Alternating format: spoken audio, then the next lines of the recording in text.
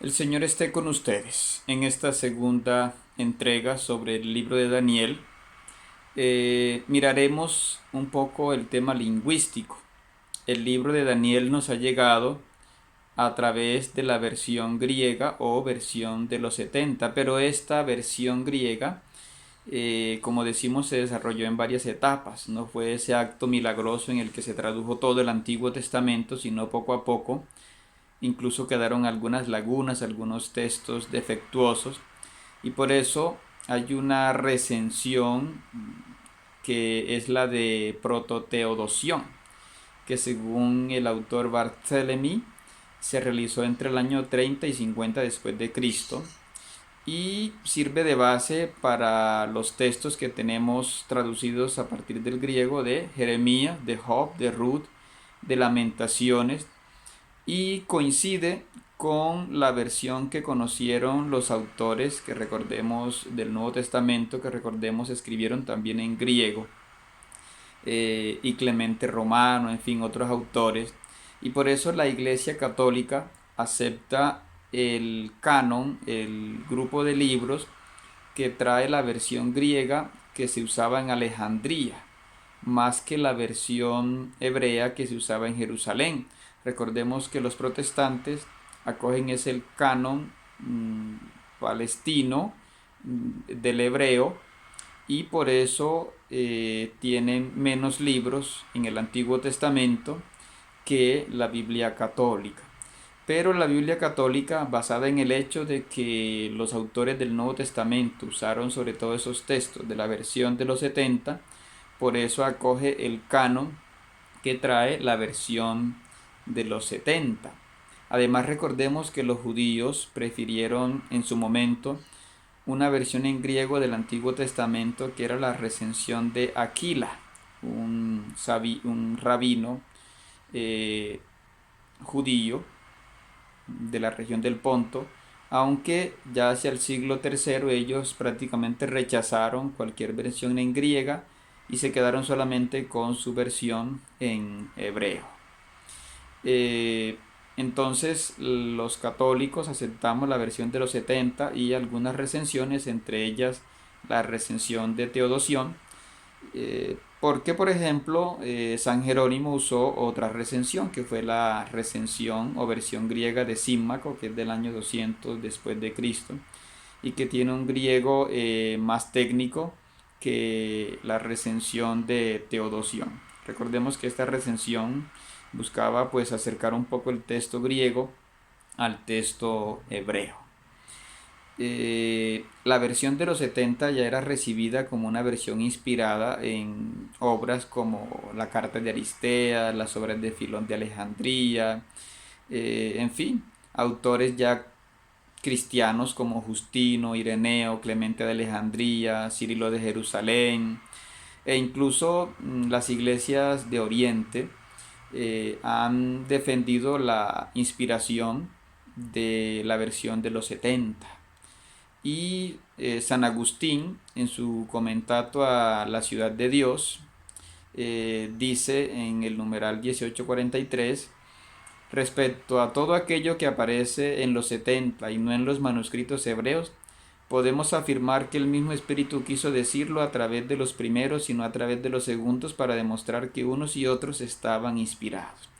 Sin embargo, San Jerónimo hizo una crítica porque él prefirió más la versión hebrea, y entonces por eso él rechazó algunas partes del libro de Daniel, pero como decimos, la mayoría de la iglesia pues aceptó la postura más de San Agustín y la versión de los 70, ¿no? Entonces, esto ha hecho que autores como el padre Benoit y Grelot definan que la versión griega, la que tomamos para en el libro de Daniel, es inspirada por cuatro argumentos. Primero, porque los 70 son una preparación directa y providencial para el Nuevo Testamento. Segundo, porque diversos pasajes de los 70 no son una mera traducción, sino que presentan un progreso y una evolución respecto de la ciudad del texto hebreo. Tercero, algunos textos del original hebreo se han perdido y de hecho los conocemos solo a partir del texto griego. Y cuarto, el testimonio ininterrumpido de las iglesias de Oriente y de las del Occidente durante los 3 primeros siglos hacen que este texto de los 70 sea la base de las traducciones del Antiguo Testamento del siriaco, del etíope, del copto, del árabe, del armenio, del georgiano, del gótico y del eslavo. Esto no indica que entonces tendremos que sobrevalorar la versión griega. También, por supuesto, valoramos la versión hebrea, ya que el mismo mundo judío, pues tiene un gran valor, ¿no?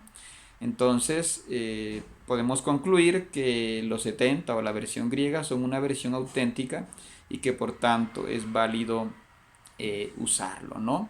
Ahora entonces sí entramos de lleno a el libro de Daniel. Recordemos que es un libro que parece más bien una compilación, es decir, tiene varias tradiciones antiguas que se fueron juntando, sobre todo con el propósito de animar a las comunidades perseguidas en tiempos de Antíoco Epifanes. El texto pues está en la época de los macabeos, aunque es un poco anterior en su redacción, sobre todo a Segundo de Macabeos, y es contemporáneo de algunas obras apócrifas, ¿no? Como los primeros textos del libro de Enoc. Pero aquí aprecia más la intervención de Yahvé, de Dios, que la intervención humana, ¿no? Hay un texto de Daniel 11:33 que habla de los masquilim, de los doctores sabios que enseñan a la multitud la justicia. Entonces vemos que el autor se identifica con esos sabios que fueron perseguidos por Antíoco IV Epífanes. Y este autor parece conocer ya textos apocalípticos de Daniel, de Ezequiel, como Ezequiel 25 al 32, del 37 al 39, textos como el de Isaías 13 y 14, del 24 al 27, del 34 al 35, que son también, como decíamos, textos apocalípticos.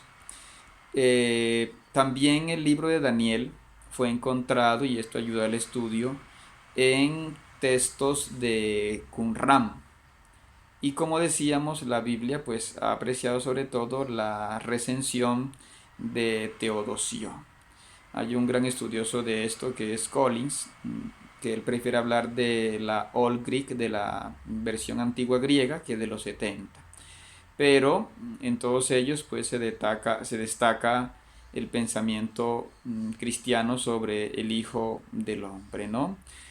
Hay algunas diferencias entre el texto griego y el texto hebreo, algunas son un poco difíciles de explicar, pero esto muestra además que este texto no se hizo de una sola vez, sino que se fue haciendo. ¿Por qué? Porque se quería responder a las inquietudes del pueblo, ¿no? Esto hizo incluso que un filósofo pagano como Porfirio hacia el año 280, en fin, negara que el libro fuera de un profeta llamado Daniel. Jerónimo rechazó esto, sobre todo porque Porfirio pensaba que el cuarto imperio, la cuarta bestia, era Roma, ¿no? Y ese texto tiene claramente dos partes, el texto de Daniel. Los primeros capítulos del 1 al 6 aluden sobre todo a una parte histórica, a una parte del post-exilio, ¿sí? Y una parte que va del capítulo 7 en adelante, que habla claramente de la época de la persecución de Antíoco Epifanes y que es la parte más apocalíptica. Aquí usa un género que los expertos llaman el pesher o actualización.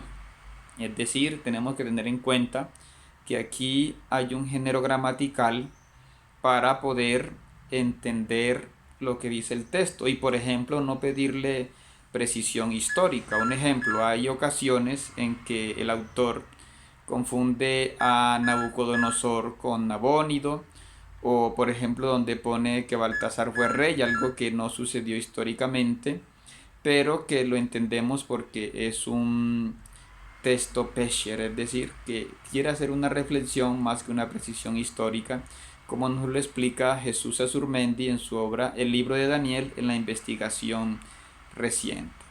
Entonces, qué bueno escuchar estos autores que nos ayudan a comprender de verdad el texto de Daniel.